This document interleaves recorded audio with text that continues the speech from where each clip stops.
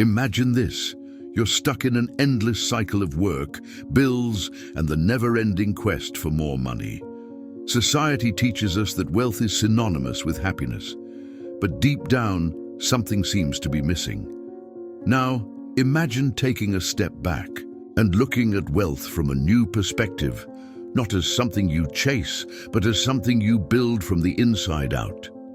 This is where Stoicism comes in, an ancient but brutally practical philosophy that can transform your relationship with money and the idea of wealth. The Stoics weren't millionaires in the modern sense, but they were masters of accumulating the kind of wealth that really matters: self-control, resilience in the face of adversity, and a life aligned with their values. They faced immense challenges, wars, exile, and loss, and still thrived. Why? Because they understood that true wealth lies not in what we own, but in how we live. In this video, we'll explore how Stoic principles can help you achieve not just financial wealth, but a life rich in meaning and purpose. But beware, Stoicism is not for the faint-hearted. It requires courage to face hard truths and discipline to apply its teachings. If you're ready to change your mindset about money and power, stay with me until the end of this video. Before we start, please like this video and subscribe to the channel.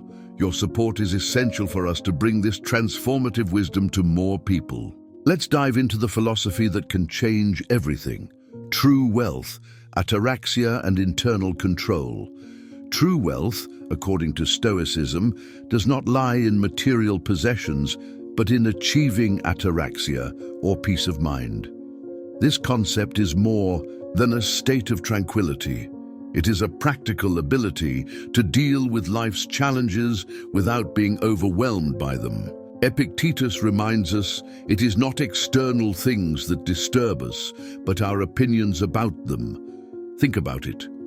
How many times have you lost nights of sleep in anguish over debts, unsuccessful investments, or the pressure to make more money? Stoicism teaches us that the source of our financial suffering is not money itself, but the way we react to it.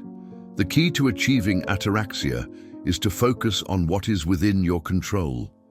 You can't change financial market fluctuations, inflation, or unforeseen economic events, but you can control your financial habits, choices, and mindset.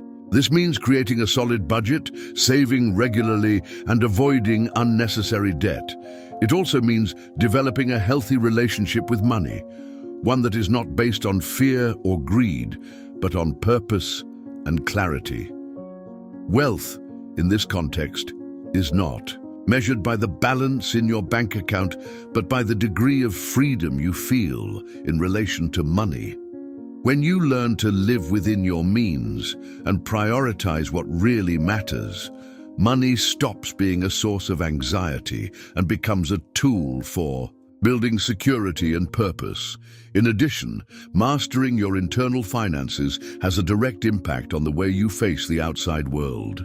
When you achieve ataraxia, financial crises stop being paralyzing and become manageable challenges. You gain the clarity to make rational decisions instead of acting impulsively. This inner peace not only reduces daily stress, but also allows you to build a solid foundation for the future. Remember, true wealth doesn't come from how much money you accumulate, but from how you use it to live a life in line with your values. As Epictetus taught, freedom is secured not by the satisfaction of desires, but by the removal of them. By applying this principle to your financial life, you will discover that the greatest wealth is the ability to live without being enslaved by money or the worries it brings. Start right now. Review your spending, eliminate excesses, and focus on saving for what really matters. By mastering this Stoic mentality about wealth, you'll realize that the outside world loses its power over you. After all, when you have inner peace and control over yourself, no external circumstance can steal your true wealth. Amor fati. Accept the highs and lows of the financial journey.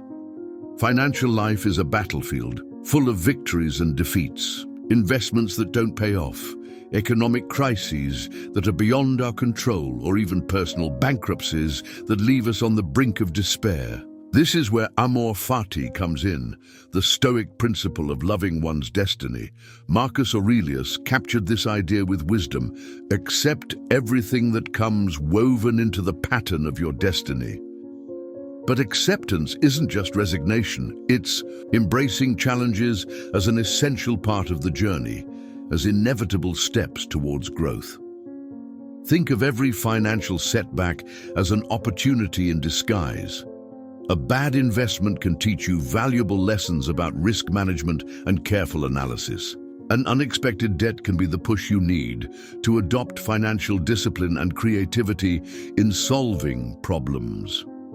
Losing a job can be a time to reassess your priorities and discover new ways of generating income. Stoicism challenges us to stop resisting these setbacks and instead see them as rigorous teachers who shape our character. Loving fate means abandoning the victim mentality and taking an active stance in the face of adversity. It's not about ignoring pain or minimizing difficulties, but recognizing them as part of the natural process of life. After all, how can you expect to grow without facing challenges? Just as a muscle needs to be strained to become stronger, your financial resilience only develops when tested by adverse circumstances. By adopting amor fati, you also learn to see financial ups and downs in a broader perspective. What seems like a disaster today could be the basis for something greater. In the future, the Stoics teach us that we can't control external events, but we can control our reactions to them. This means turning every obstacle into a stepping stone to success. Practicing amor fati in financial life requires courage and humility. Courage to face challenges head-on, without running away or hiding behind excuses. Humility to recognize that not everything is under your control and that failures are part of learning. When you fully accept this reality, you begin to see your financial setbacks not as insurmountable barriers, but as unique opportunities to grow stronger and wiser. So the next time you face a financial crisis or an unexpected setback, ask yourself, what can I learn from this? How can I use this experience to become better? This mindset not only transforms your relationship with money, but also strengthens your emotional and mental resilience. As Marco Aurelio wrote, the impediment to action advances action. What is in the way becomes the way. By embracing your financial challenges with fati love, you will discover that they are, in fact, the building blocks of your future success. Eudaimonia, the good life is not for sale. For the Stoics, the idea of eudaimonia, or the good life, had nothing to do with passing pleasures, luxury, or the accumulation of material wealth. It was something much deeper and more meaningful, living an existence guided by virtue, reason, and a clear purpose. Seneca, one of the greatest Stoic thinkers, reminds us, he is not poor who has little, but who desires more. This phrase encapsulates the essence of what the Stoics believed to be true wealth. The insatiable desire for more money, more possessions, more status is what really makes us miserable. Now think about your own life. How many times have you found yourself trapped in an endless race to earn more money or acquire things that in the end didn't bring you the happiness you were hoping for? The uncontrolled pursuit of material wealth without a greater purpose is like running on a treadmill. You get tired, but you never get anywhere. Stoicism warns us against this vicious cycle and invites us to reflect on what really matters. True happiness, according to the Stoics, comes from aligning your actions with your values and living by solid principles. Ask yourself, am I working towards something meaningful or just accumulating things? This simple question can completely change your perspective. When you start prioritizing what's really important, such as integrity, discipline, and purpose, you discover that true wealth isn't tangible. It lies in inner peace, satisfaction with what you already have, and the ability to live without being enslaved by the incessant desire to have more. Moreover, eudaimonia doesn't mean giving up financial ambitions or the desire to prosper. On the contrary, it's about redefining why you seek wealth. Money can be a powerful tool for creating security and freedom, but it should never be the end goal. When you use your resources to support your values, whether it's helping your family, investing in your education, or contributing to causes that matter to you, money stops being just a number in your bank account and becomes a means of living a meaningful life. The Stoics also emphasized the importance of moderation and gratitude as ways to achieve eudaimonia. Seneca said, "Wealth consists much more in the enjoyment of little than in the possession of much." This means learning to find contentment in simplicity and valuing what you already have instead of constantly wanting what you lack. When you adopt this mindset, you realize that you don't need excess to feel fulfilled. The good life is not for sale because it doesn't depend on what you have, but on how you live it. Finally, seeking eudaimonia is a revolutionary act in a world obsessed with consumption and status. It's a commitment to living with authenticity and purpose, putting your values above external pressures. When you choose this Stoic path, you discover a lasting happiness that no financial crisis or external circumstance can take away from you. So ask yourself, what does the good life mean to you? Is it aligned with your values, or are you stuck in the endless pursuit of something superficial? By reflecting on this and adjusting your priorities, you'll be taking an important step towards true wealth, the kind that no money can buy. Memento mori. Use your time and money wisely. Memento mori, or remember that you are going to die, is one of the most profound and transformative concepts of Stoicism. At first glance, it may seem bleak, but in fact it is a call to action, a powerful reminder that life is short and precious. Marcus Aurelius in his Meditations wrote, "You could leave life now, let it determine what you do, say, and think." This phrase is not an invitation to fear death, but an inspiration to live with purpose and urgency. When we apply the memento mori to the financial field, it becomes a practical tool for re-evaluating how we use our most valuable resources, time and money. How often do we put off important decisions or spend our time on trivial activities? How often do we waste money on things that add no real value to our lives? Stoicism reminds us that time is the only truly limited resource.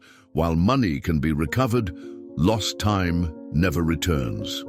In financial terms, memento mori teaches us to stop procrastinating and act now. This means investing in the future while consciously enjoying the present. For example, start saving for your retirement today, even with small amounts. Eliminate unnecessary expenses that drain your resources without bringing happiness or meaning. Prioritize experiences that enrich your life, instead of accumulating material goods that only take up space. This concept also challenges us to reflect on our financial priorities. Ask yourself, if today were my last day, how would I like to spend my money? Am I investing in something that really matters or just following passing impulses? This mindset can completely change your relationship with consumption. Instead of seeking instant gratification, you'll begin to value investments that bring lasting benefits, whether in the form of education, health, or meaningful experiences with those you love. In addition, memento mori encourages us to be cruel to waste, both time and money. Seneca said, "People are frugal in guarding their personal property, but as soon as the time comes to waste, they waste more of the one thing in which it is right to be stingy." This means cutting out distractions and focusing on what really matters. If you spend hours scrolling through social media or buying things on impulse, you're throwing away precious resources that could be used to build a richer, more meaningful life. Another important aspect of memento mori is the balance between living in the present and planning for the future. It's not about spending everything today because life is short, nor is it about obsessively saving for a distant future that may never come. It's about finding harmony between enjoying the present moment and ensuring security for the days to come. As Marcus Aurelius used to say, don't act as if you're going to live 1,000 years. Use your money and time wisely now, but without neglecting future responsibilities. As such, memento mori reminds us of the importance of leaving a legacy. What you do with your time and money today defines how you will be remembered tomorrow. Are you building something lasting? Are you helping others? Are you living in line with your values? These are the essential questions that this Stoic practice invites us to ask ourselves on a daily basis. In short, memento mori is not just a reminder of mortality, it is a call to action to live with purpose and intention. By applying this principle to your finances, you not only gain control over your money, but also over your life. Invest in what really matters, eliminate waste, and live each day as if it were unique, because it really is. Procresis, the power of financial choice. At the heart of Stoicism is the idea of procresis, the power of moral choice. For the Stoics, true freedom comes not from controlling the world around us, but from mastering our internal decisions. This concept is especially powerful when applied to finance, as it reminds us that every decision we make, no matter how small, shapes not only our present, but also our future. When we talk about procresis in the financial context, it's not just about spending less or saving more. It's about spending better, about aligning every financial choice with your values and goals. As Epictetus said, it is not events that disturb us, but the judgment we make of them. In the same way, it's not the money itself that defines your financial life, but how you choose to use it. Before making any purchase or investment, pause and ask yourself, is this in line with my values? Does it bring me closer to my goals, or is it just a momentary desire? This simple practice may seem trivial, but it has the power to completely transform your relationship with money. When you choose with intention and purpose, your finances stop being a source of anxiety and become a powerful tool for building freedom and meaning. For example, imagine you're thinking of buying an expensive item because you've seen other people splurging on something similar. The initial impulse might be to give in to social pressure or the desire for status. But when you apply procresis, you stop and reflect. Does this purchase really add value to my life? Will it help me achieve something important, or is it just an attempt to impress others? Often, by doing this analysis, you'll realize that the answer is no, and you'll avoid unnecessary spending. Procresis also applies to your investment choices. Instead of following trends or acting on impulse, ask yourself, is this investment in line with my long-term vision? Does it reflect my risk tolerance and ethical principles? Making conscious financial decisions doesn't mean avoiding risks altogether, but rather taking calculated risks that are in line with your larger goals.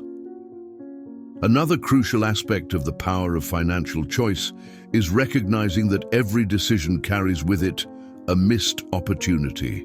When you spend money on something superfluous, you are automatically giving up the chance to use it for something more meaningful, be it investing in your future, helping someone in need, or creating memorable experiences with the people you love. As Seneca said, wealth consists much more in the enjoyment of little than in the possession of much. Choosing consciously means prioritizing what really matters and eliminating waste. Practicing procresis also requires emotional discipline. We are often tempted to make financial decisions based on emotions such as fear, anxiety, or immediate desire. But the Stoics teach us to pause and reflect before acting. This pause allows you to make rational decisions in line with your values, rather than being guided by momentary impulses. In this way, remember that procresis is not about perfection. It's about continuous progress. You don't have to get it right every time. The important thing is to be aware of your choices and learn from them. Each intentional decision strengthens your ability to make better decisions in the future, creating a positive cycle that benefits both your finances and your life as a whole. By embracing the power of financial choice in your daily life, you'll find that money stops being a burden and becomes a tool for building freedom, purpose, and inner peace. After all, as the Stoics teach us, true wealth lies not in how much you have, but in how wisely you use what you have. Premeditatio malorum. Anticipate financial challenges. The practice of premeditatio malorum, or the anticipation of evils, is one of Stoicism's most powerful tools for dealing with uncertainty.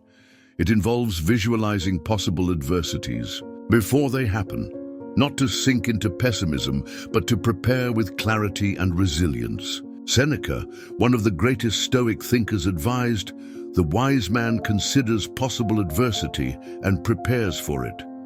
This approach is especially transformative when applied to finance, where unpredictability can have major impacts. Imagine suddenly losing your job or facing an unexpected medical emergency. How would you react? Without preparation, these events can be devastating.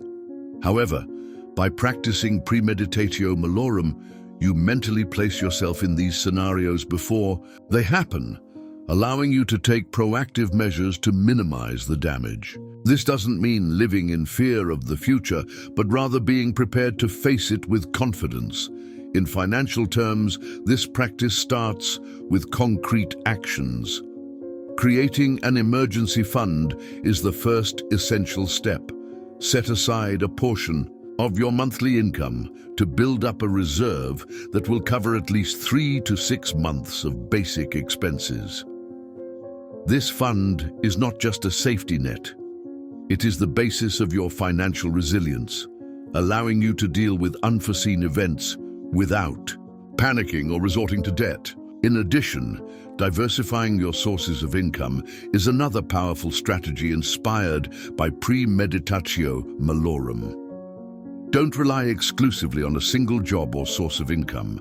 Explore ways to generate additional income, whether through investments, freelancing, or even small side businesses. This diversification reduces your vulnerability and increases your ability to cope with economic or personal crises. Another important aspect of this practice is to regularly assess your financial risks. Ask yourself, what are the worst-case scenarios in my current situation? Am I prepared to face them? If you have significant debts, for example, a plan to pay them off should be a priority. If you rely exclusively on a single investment, consider redistributing your assets to reduce risks. Anticipating potential problems allows you to act before they become real crises. But premeditatio malorum goes beyond practical preparation. It also strengthens your mindset. By imagining challenging scenarios and preparing for them, you reduce the emotional impact should they actually happen. Instead of being taken by surprise and reacting with fear or despair, you'll be able to face the situation calmly and clearly. As Marcus Aurelius wrote, "You have power over your mind, not over external events. Realize this and you will find strength." This approach also helps you to value what you have in the present. When you reflect on what you could lose, be it your financial stability, your job, or even your health, you begin to appreciate more deeply the things that are often taken for granted. This gratitude not only improves your emotional well-being, but also reinforces your commitment to protecting and caring for what is important. Finally, remember that premeditatio malorum is not about living in negativity. It's about living with intention and preparation. It's not about expecting the worst, but being ready to face it if it happens. By applying this practice to your finances, you not only build a shield against unexpected adversity, but also gain confidence in your ability to deal with any challenge. So start today. Visualize the possible financial challenges that may arise in your life and take concrete steps to prepare for them. Create your emergency fund, diversify your sources of income, and review your financial plans regularly. By doing so, you'll be practicing one of the most powerful principles of Stoicism and ensuring that no financial storm catches you off guard. After all, as Seneca says, fortune favors the prepared. Arete, excellence as the path to wealth. Finally, we come to arete, one of the highest concepts in Stoicism, which can be translated as excellence of character or virtue. For the Stoics, living well didn't mean accumulating material wealth or achieving fame, but rather cultivating virtue in all one's actions. Arete was the standard by which they measured the success of a life, living with integrity, wisdom, courage, and justice. As Epictetus teaches us, freedom lies not in the satisfaction of desires, but in the removal of them. This phrase reminds us that true excellence comes from self-control and clarity about what really matters. When we apply the concept of arete to finance, it translates into an ethical and responsible approach to handling money. This means making financial decisions that are in line with your values and principles. Being honest in business, fulfilling financial commitments, and investing in causes that reflect your beliefs are practical examples of how arete can guide your relationship with money. It's not just about earning more or accumulating assets. It's about building a solid foundation of trust, respect, and purpose. The pursuit of financial excellence also requires discipline and self-control. In a world where we are constantly bombarded with messages encouraging excessive consumption and instant gratification, practicing arete means resisting the temptation to spend impulsively or chase quick gains. It's about prioritizing long-term goals over momentary pleasures. By cultivating this virtue, you not only strengthen your character, but also build a more secure and rewarding financial future. In addition, arete challenges us to consider the impact of our financial choices on the world around us.